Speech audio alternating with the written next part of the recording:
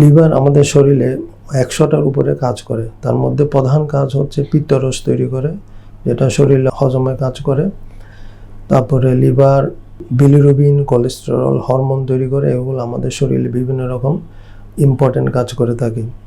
এরপরে protein, fat, carbohydrate এগুলোর metabolism লিভারে সম্পন্ন হয়। লিভার প্রোটিন, প্লাজমা প্রোটিন তৈরি করে। এর মধ্যে coagulation factors and albumin. Coagulation ফ্যাক্টরসগুলো শরীরে রক্তক্ষরণ বন্ধ করে, আর অ্যালবুমিন শরীরে পানি ধরে রাখে। ফলে লিভার সিরোসিসে অ্যালবুমিন কমে যায়, তখন শরীরে পানি চলে আসে। এছাড়া ভিটামিন, মিনারেল, গ্লাইকোজেন এগুলো লিভারে জমা হয়। লিভারে আমাদের শরীরে লিভার এনার্জি অ্যাক্টিভেশন বা এনার্জি সাপ্লাই করে।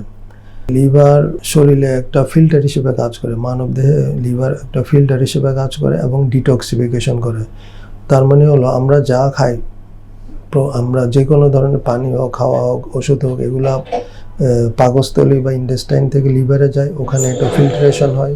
ফিল্টার হওয়ার পর যেগুলো বর্জ্য জাতীয় জিনিস, এগুলো ওখানে ডিটক্সিফিকেশন হয়। এরপর এগুলো ব্লাডে যায়। কাজেই লিভার একটা আমাদের ইম্পর্ট্যান্ট ফিল্টার হিসেবে কাজ করার কারণে আমাদের শরীরে অবিচ্ছেদ্য একটা অংশ।